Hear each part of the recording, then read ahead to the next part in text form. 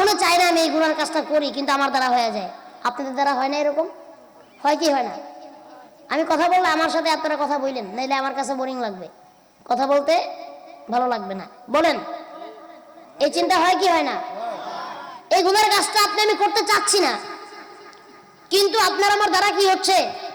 হয়ে যায়। এখন এরকম অনেক লোক এসে বলে, হুজুর গুনাহ ছাড়ার অনেক চেষ্টা করি কিন্তু ছাড়তে পারি না।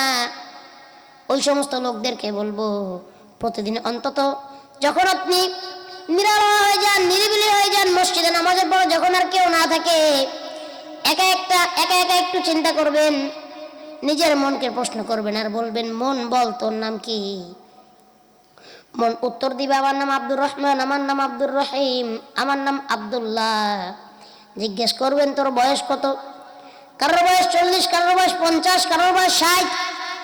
জিজ্ঞেস করবেন এই 60 বছর পর্যন্ত আমি আল্লাহর জন্য কি করেছি, জান্নাতের জন্য কি করেছি, আর জাহান্নামের জন্য কি করেছি।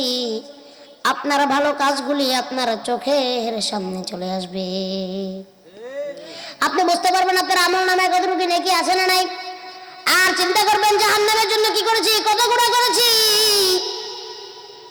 সওয়াবের কথা মনে না থাকলেও কিন্তু দেখবেন গুনাহের কথাগুলো সারা জীবন মনে থাকে। এমন কিছু গুনাহের কথাগুলো আমাদের সারা জীবন মনে থেকে যায়। ওই গুনার কথাগুলি মনে মনে আমাদেরকে মনের ভিতরে কুরে কুরে খায়। হয় কি হয় না? যখন নিরালা নির্জন হয়ে যাবেন, মনে করবেন গুনার কথাগুলি দেখবেন আপনার চোখের সামনে ভেসে যাবে, সওয়াবগুলো ভেসে যাবে। এইবার মিলাবেন, আমি আমার যেই সওয়াবের তুলনায় যেই পরিমাণের গুনাহ করেছি, এই গুনার জন্য আল্লাহ তাআলা কি আমাকে মাফ করবে কিনা একটাবার মিলাইয়া দেখবেন, আর নিজের মনের থেকে নিজে উত্তর পেয়ে যাবেন। আমি যেই গুনাহ করেছি, এই গুনার জন্য জাহান্নাম ছাড়া আপনার আমার আর কোনো উপায় নাই। ঠিক কিনা? মনটাকে একটু নরম করেন, একটু আল্লাহর জন্য দুইটা চোখের পানি ভাবাবার চেষ্টা করেন। আল্লাহ পাক রব্বুল আলামিন বলেন, যেই বান্দা আমার জন্য আমার ভয়ে, জাহান্নামের ভয়ে কান্না করে আর চোখ দিয়া 2 ফোঁটা পানি ফলায়, আমি আল্লাহ পাক রব্বুল আলামিন ওই বান্দার চোখের পানিকে এত ভালোবাসি, এত ভালোবাসি, ওই চোখের পানি দিয়া আমি আল্লাহ পাক রব্বুল আলামিন ওই বান্দার জাহান্নামের আগুন গুলা নিভিয়ে দেই। এই জন্য আল্লাহর দিকে একটু মনোযোগ দিবেন। নিজের গুনার কথাগুলি চিন্তা করেন, নিজের পাপের কথাগুলি চিন্তা করেন। একটাবার চোখ বুঝে একটু চিন্তা করেন, আমার আশেপাশে আর কেউ নাই। কোনো একটা দিন চিন্তা করে দেখছেন, আজকে যদি আপনি মারা যান, আমি মারা যাই, আমাদের হিসাবটা কি হবে? আমাদের এত কাল সিজ্জিন ইল্লিন, এই জাহান্নামের ভিতরে যে আল্লাহ তাআলা আপনাকে আমাকে রাখবে, এই জাহান্নামের ভিতরে আপনি কেমনে থাকবো চিন্তা করেন তো। মৃত্যু থেকে কেউ পালাইতে পারছে? কেউ পারবে? মৃত্যু চরম সত্য। যে যেই ধর্মেরই হোক, হতে পারে কেউ খ্রিস্টান, হতে পারে কেউ বৌদ্ধ, হতে পারে কেউ হিন্দু, হতে পারে কেউ মুসলিম। মুসলিম তো আল্লাহকে মানে মৃত্যুকে বিশ্বাস করে কি করে না? আরে মুসলিম তো জন্ম হয় মৃত্যুর জন্য, ঠিক কিনা? মুসলিম বাঁচে এই মৃত্যুর জন্য। হতে পারে সে অ্যাথিস্ট, নাস্তিক, কিছুই মানে না, কোনো ধর্মই মানে না। সবাই কিন্তু ভিন্ন ভিন্ন মতে ভিন্ন ভিন্ন ভাবে চলে, কিন্তু একটা জায়গায় আইসা সবাই একমত। সেই জায়গাটা কি জানেন? মৃত্যু। সবাই বলে বিশ্বাস করে আমাকে মরতে হবে। হবে কি হবে না? মুসলমান পরকালে বিশ্বাসী, অন্যান্য ধর্মের লোক পরকালে বিশ্বাসী না। আর আল্লাহ পাক রব্বুল আলামিন বলেন, যেই ব্যক্তি আমার জাহান্নাম দেখলো না, যেই ব্যক্তি আমার জান্নাত দেখে নাই, জাহান্নামের ভয়ে জান্নাতের আশায় আমি আল্লাহর ভয়ে আমল করেছে, আমি আল্লাহকে দেখে নাই, আল্লাহকে বিশ্বাস করেছে, নবীকে দেখে নাই, নবীকে বিশ্বাস করেছে, ওই সমস্ত ব্যক্তিদেরকে আমি আল্লাহ তাআলা মাফ করে দিব।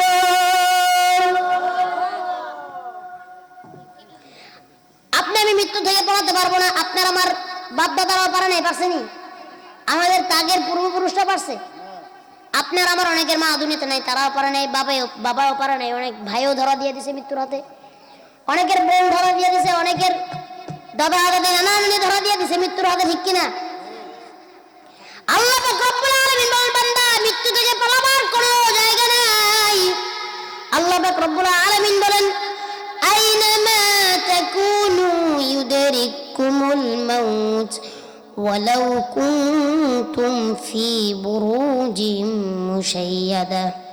আল্লাহ পাক রব্বুল আলামিন বলেন, বান্দা যখন তোমার মৃত্যুর সময় হয়ে যাবে আর তোমার মৃত্যুর সময় হয়ে আসবে, তুমি দুনিয়ার যেই কোনো স্থানে পলায়ন করো না কেন, তুমি পালাতে পারো ওই পাহাড়ের চূড়ায়, তুমি পালাতে পারো মজবুত কেল্লা বানাইয়া সেই কেল্লার ভিতরে অবস্থান করতে পারো, তুমি পালাতে পারো আসমানের উপরে, তুমি পালাতে পারো জমিনের নিচে। কিন্তু আজরাইল যখন তোমার জান কবজ করতে আসবে বান্দা, দুনিয়ার কোন জায়গায় তুমি পালাবার পথ খুঁজে পাবা না। যেই অবস্থানে দেখো, যেইভাবে দেখো, যেইখানে দেখো, আজরাইল তোমাকে ধরে নিয়ে আসবে আর তোমার জানটা কবজ করবে। এবার আসেন, ওই যে প্রথমে বলেছি নেকের কথা আর গুনার কথা, মনে আসেনি? বলেছিলাম নেকের কথা আর গুনার কথা চিন্তা করতে। আসেন বলে যাচ্ছি কথাগুলি, মনোযোগ দিয়ে শুনবেন, শুনতে পারবেন তো ইনশাআল্লাহ।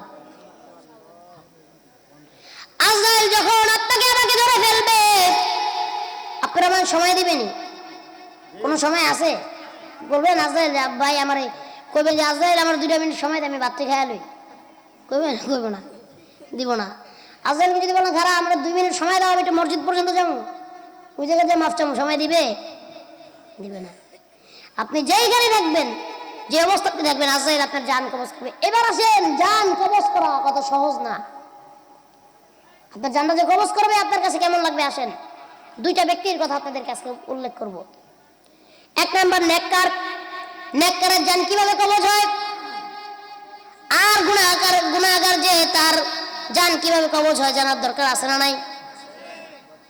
একটু মনোযোগ দিয়ে কথাগুলি শুনি। হ্যাঁ, একটু দিলের অন্তরের থেকে কথাগুলি শুনবো। কথা 2 ভাবে শোনা যায়, একটা হলো কান দিয়া আর একটা হলো অন্তর থেকে। কান দিয়া, এক কান দিয়ে শুনলে আরেক কান দিয়ে বের হয়ে যায়। অন্তর থেকে শুনবেন, সারা জীবন এই কথাগুলি আপনার অন্তরে কথা থাকবে, ঠিক কিনা? নুরুল ইসলাম বিক্রমপুরী প্রতিদিন আসবেন আপনাদেরকে ওয়াজ শোনাইতে, আসবে? প্রতি বছরও আসবে না। হয়তো আল্লাহ তাআলা এবার আমাকে আসার জন্য কবুল করেছে, আপনাদেরকেও আসার সুযোগ করে দিয়েছে, আলহামদুলিল্লাহ। প্রতিদিন আপনাকে আমি ওয়াজ শোনাইতে আসবো না, আর প্রতিদিন আপনি আমাকে পাবেনও না। এই জন্য বলছি, যারা কথাগুলি শুনতেছি একটু আমলের নিয়তে মনোযোগ দিয়ে শুনবো, পারবো তো ইনশাআল্লাহ? আগে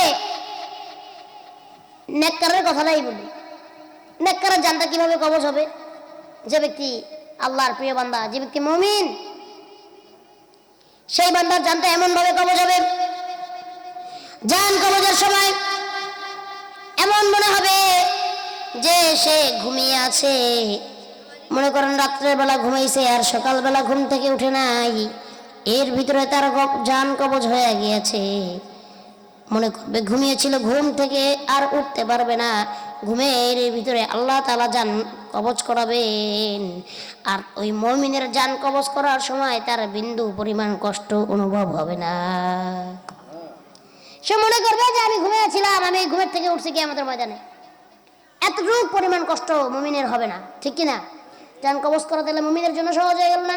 এবার বললাম আমরা মুমিন হব না মুনাফিক হব? বলেন যে মুমিন হব না মুনাফিক হব? ইমানদার হব না গুনাহগার হব? কারা কারা মুমিন হতে চাই, কারা কারা ইমানদার হইতে চাই? 2টা হাত উঠে আল্লাহকে দেখাই, আর পরে আল্লাহু আকবার। আর জোরে বলি আল্লাহু আকবার। ও আল্লাহ, দেখো তোমার দরবারে তোমার বান্দারা হাত উঠে দিছে আল্লাহ, আর কেউ না দেখতেছে, তুমি দেখতেছো। আমরা মুমিন হইতে চাই, মুনাফিক হইতে চাই না আল্লাহ, নেককার হইতে চাই, গুনাহগার হইতে চাই না। আয় আল্লাহ, আমাদের হাতগুলোকে তুমি কবুল মঞ্জুর কইরা লও। হাত নামাই। নেককারের জান কিভাবে কবুল হবে? সে ঘুমের ভিতরে ঘুমিয়ে আছে, সে ঘুম থেকে উঠে দেখবে কিয়ামতের ময়দানে দাঁড়াইছে। তার মানে এত পরিমাণের, একটু পরিমাণের কষ্ট পাবে না। সে মনে করবে ঘুমের ভিতরে সে মনে করবে নাজ নিয়ামতে আসছিল। এবার আসেন, গুনাহগারের জানটা এত সহজে কবজ হবে না। গুনাহগারের মৃত্যুর কিছু লক্ষণ বলে দিয়ে যাই। হয়তো আপনার এলাকায় কোনো এরকম মূল্যে আপনি লক্ষণগুলো দেখলে বুঝতে পারবেন। গুনাহগারের 1 নাম্বার লক্ষণ, মৃত্যুর সময় গুনাহগারের জবানটা বন্ধ হয়ে যাবে। কেন বন্ধ হবে জানেন? ওই যে আজরাইল যখন সামনে আসবে, আজরাইল দেখতে কিন্তু এত সুন্দর না। আজরাইল দেখতে এত গুনাহগারের জন্য এত সুন্দর হবে না, ভয়াবহ হবে। আজরাইলের চেহারা দেখার পরে, আজরাইলের রূপ দেখার পরে ওই গুনাহগার ভয়ে তার জবানটা বন্ধ হয়ে যাবে, জবান দিয়ে কথা বলতে পারবে না। চোখগুলি এত বড় বড় হয়ে যাবে, মনে হবে চোখগুলি, এই চোখের মণিগুলি চোখ থেকে বাহির হয়ে যাচ্ছে। এমন পিপাসা গুনাহগারের লাগবে, গুনাহগার মনে করবে যদি আজকে আমাকে বঙ্গোপসাগরের সব পানিগুলো দিয়ে দেওয়া হয়, সব পানিগুলো যদি আমি খাইতে পারি, তাহলে মনে হয় আমার পিপাসা তারপরেও মিটবে না। বুঝতে পেরেছেন? গুনাহগারের কেমন মনে হবে? সব সাগরের পানিগুলো যদি আমি খেয়ে ফেলি, তারপর আজকে আমার পিপাসা মিটবে না। সে ভিতরে ভিতরে এত আতঙ্কিত হয়ে যাবে, মরার আগেই তার মনে করেন কলিজা পিত্তি গুর্দা যা আছে সব গলে যাবে ভয়ে। মৃত্যুর আগেই তার মৃত্যু হয়ে যাবে, মৃত্যুর অবস্থা হয়ে যাবে। আজরাইলকে দেখার পরে গুনাহগার এমন জোরে চিৎকার মারবে, চিৎকার মারার চেষ্টা করবে, কিন্তু ভিতরে ভিতরে মারবে, মুখে মারতে পারবে না। আল্লাহ তাআলা বলেন, ওই গুনাহগারের চিৎকার যদি মানুষ তখন শুনতে পাইতো, দুনিয়ার মানুষগুলা সব পাগল হয়ে যাইতো। ওই জবান বন্ধ হয়ে যাবে, ভিতরে ভিতরে চিৎকার করবে। আর এর থেকেও বড় কষ্ট, আজরাইল যখন এই রূহের কাছে হাত টানবে, রূহটা বের করার সময় তার এত পরিমাণের কষ্ট অনুভব হবে, এত পরিমাণের ব্যথা অনুভব হবে, সে চিৎকার করার চেষ্টা করবে। ওই চিৎকার যদি মানুষ শুনতে পাইতো, আল্লাহর জমিন গুলা কেঁপে উঠত। কত কষ্ট দিয়ে তার জানটা বের করবে জানেন? কত কষ্ট দিবে তার জানটা বের করতে যায়। গুনাহগারের জান আল্লাহ তাআলা এমন ভাবে কবজ করাবেন। গুনাহগার জান কবজের ভয়ে, এই গুনাহগারকে যদি আবার বলা হয়, মিসালের তারে বলছি কথাগুলো, মিসাল দেওয়ার জন্য বলছি, গুনাহগারকে যদি আল্লাহ আবার বলে, বান্দা তোমাকে দুনিয়াতে আবার পাঠাই, যাও তোমাকে একটা সুযোগ দেই। গুনাহগার বলবে, আল্লাহ দুনিয়াতে আবার পাঠাইবেন, আমার কি তাহলে আবার মৃত্যু হবে? আল্লাহ বলবেন, হ্যাঁ তোমার আবার মৃত্যু হবে। গুনাহগার জিজ্ঞেস করবে, আল্লাহ মৃত্যুর সময় যে যন্ত্রণা উপভোগ করেছি, সেই যন্ত্রণা কি আল্লাহ আমি আবার উপভোগ করব? আল্লাহ বলবেন, হ্যাঁ তুমি সেই যন্ত্রণা আবার উপভোগ করবে, মৃত্যুর যন্ত্রণা আবার পাবে।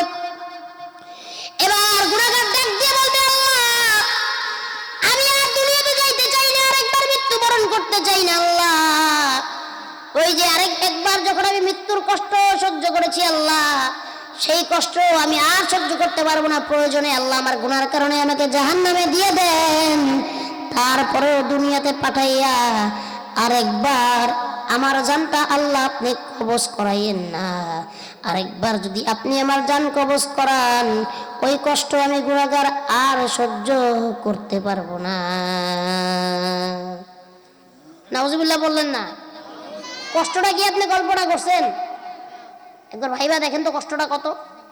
গুনাহগার বলতেছে, আল্লাহ প্রয়োজন আমার জাহান্নামে দাও, আমার দুনিয়াতে আরেকবার পাঠায় না।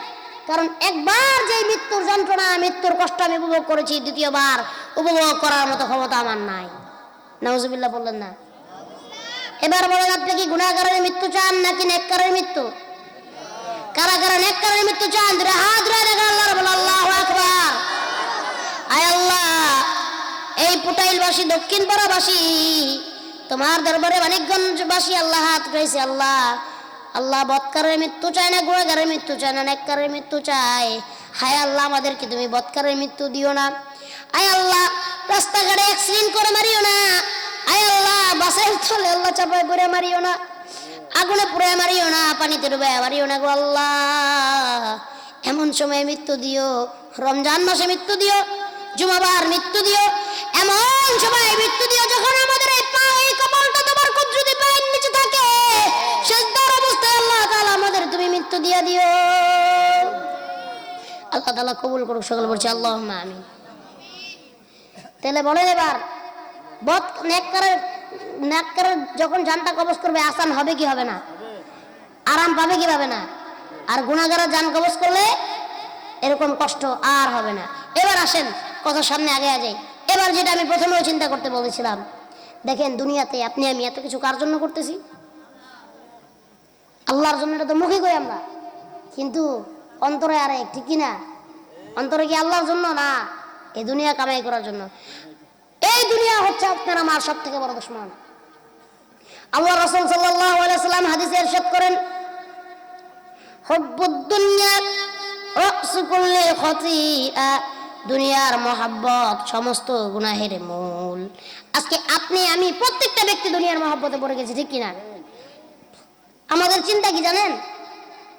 আপনার আমার চিন্তা বর্তমান কি, কিভাবে করে বড় একটা বিল্ডিং করা যাবে, কিভাবে ব্যাংক ব্যালেন্স করা যাবে, হ্যাঁ, কিভাবে 4টা 5টা গাড়ি কিনা যাবে, এলাকার যত জমিন আছে চেষ্টা করবে এলাকার সব জমিন আমার নামে হয়ে যেত, আমি দেশে বিদেশে ঘুরতে পারতাম, ঠিক কিনা?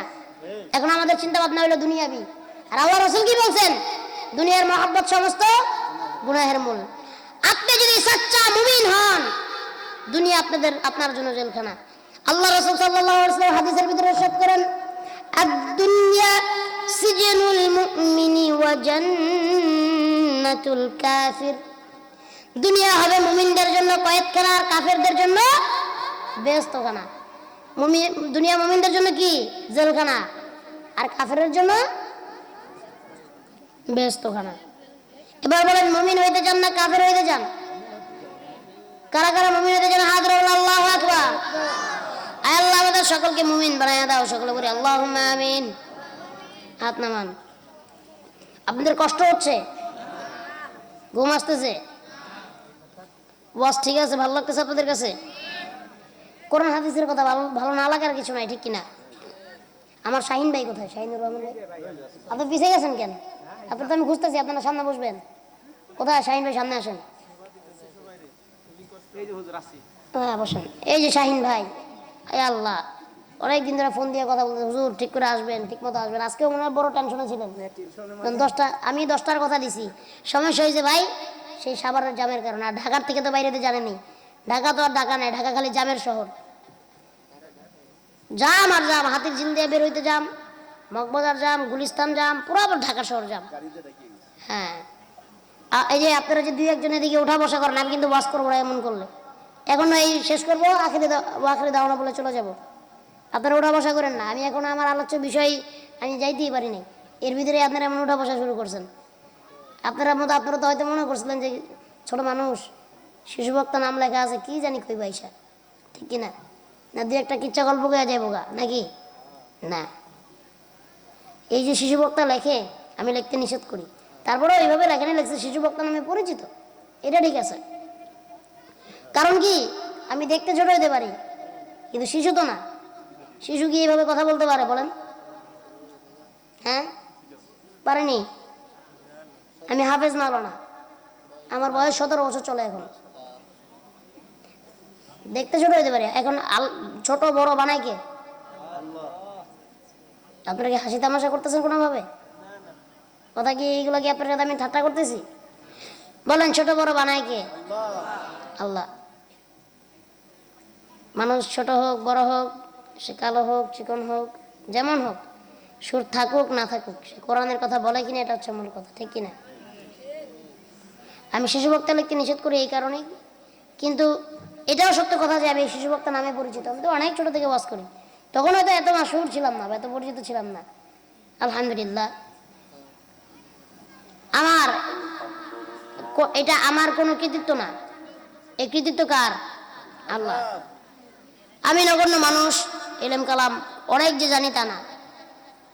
আমি নগণ্য মানুষ, আমার এলেম কালাম খুবই কম। হ্যাঁ, আমার কাছে আছে কি জানেন? আমার আব্বা আম্মার দোয়া আছে, আমার ওস্তাদদের মেহনত আছে, মুরব্বীদের দোয়া আছে, আর এই যে আপনাদের সকল জনসাধারণের ভালোবাসা আছে আমার প্রতি, মহব্বত আছে, এই জন্যই তো আসছেন, ঠিক কিনা? এবং আল্লাহ তাআলার রহমত আছে, যেটা সবার আগে, ঠিক কিনা? আল্লাহ তাআলা কবুল করে। আমার জন্য দোয়া করে, আল্লাহ যেন আমাকে সুস্থ রাখে, সেগুলো বলি আমিন। আমি এই বছর যাবত এবং প্রত্যেক দিনই মাহফিল। আপনারা কি এখানে কথা বলতেছেন ভাইরা? আপনার ছাত্র ভাইরা কথা বলবেন না। আপনারা যদি এরকম করেন, মানুষ কি শিখবে আমাদের থেকে? চুপ করে থাকতে হবে। আমি কি কথা বলবো? আমার আব্বা আমার দোয়া, আমার মুরব্বীদের, আমার ওস্তাদদের খেদমত, মুরব্বীদের সোহবত, আপনাদের ভালোবাসা, আল্লাহ তাআলা রহমত নিয়ে আল্লাহ তাআলা এখানে বসাইছেন। আল্লাহর কাছে লাখো কোটি শুকরিয়া। কথাগুলো কেন বললাম, আমার পক্ষে আবার অন্য কারোর ভ্রান্ত ধারণা থাকতে পারে, এই জন্য কথাগুলি ক্লিয়ার করলাম, ঠিক আছে নি? চলবে কথা? চলবে তো? আপনারা তো ঘুমিয়ে গেছেন, আপনাদেরকে একটু জাগ্রত করা লাগে, লাগে কি লাগে না? দুটা তাকবীর দিবেন নি আমার সাথে? লিল্লাহে তাকবীর, নারায়ে তাকবীর, দিন ইসলাম, দিন ইসলাম, জিন্দাবাদ জিন্দাবাদ। আল কোরআনের আলো, আল হাদিসের আলো, ঘরে ঘরে জালো, ঘরে ঘরে জালো, সংসদে জালো, আল কোরআনের আলো, সংসদে জালো, কোরআন হাদিস যেখানে, ওয়াজ মাহফিল যেখানে, ওয়াজ মাহফিল যেখানে, আমরা আছি সেখানে। ইসলামের শত্রুরা, ইসলামের শত্রুরা হুঁশিয়ার সাবধান, বাংলার নাস্তিকেরা, বাংলার নাস্তিকেরা হুঁশিয়ার সাবধান। তোমার নেতা আমার নেতা, তোমার নেতা আমার নেতা, বিশ্বনবী মুস্তাফা, তোমার নেতা আমার নেতা, তোমার নেতা আমার নেতা, তোমার নেতা আমার নেতা। আল কোরআনের আলো, আল কোরআনের আলো, আল হাদিসের আলো, লিল্লাহে তাকবীর, নারে তাকবীর, দিন ইসলাম, দিন ইসলাম, নারে তাকবীর। মোটামুটি ঘুমটা ভাঙছেনি। এবার আসেন আমি যে কথাগুলি বলতেছিলাম, আমার আলোচ্য বিষয়ে ফিরে যাই। এখন আপনি আমি যদি ওই যে চিন্তা করতে বলেছিলাম, আপনি আমি যদি আজকে মারা যাই, কালকে আমি আর আপনি আল্লাহর কাছে কি হিসাব দিব, কি জবাব দিব? আল্লাহর কাছে মুখ দেখাবার মতো আপনার আমার জায়গা থাকবে না। আল্লাহর কাছে কথা বলার মতো আপনার আমার জায়গা থাকবে না। আল্লাহ তাআলা বলেন, এমন কিছু বান্দা আছে কিয়ামতের দিন ওই সমস্ত বান্দাদের দিকে আমি আল্লাহ ফিরাও তাকাবো না, ওই সমস্ত বান্দাদেরকে আমি আল্লাহ ডাকও দিব না, ওই সমস্ত বান্দাদের সাথে আমি আল্লাহ কথা বলবো না। যাক তারা জাহান্নামে যাক, পুরুক তারা জাহান্নামে পুরুক। আজকে দুনিয়ার কত বাহাদুরি আপনি আমি না দেখাই, ঠিক কিনা? দুনিয়ার রাজা সাচ্ছি, দুনিয়ার বাচ্চা আপনি আমি সাচ্ছি। আসলে কি আপনি আমি দুনিয়ার বাচ্চা? আপনি আমি দুনিয়ার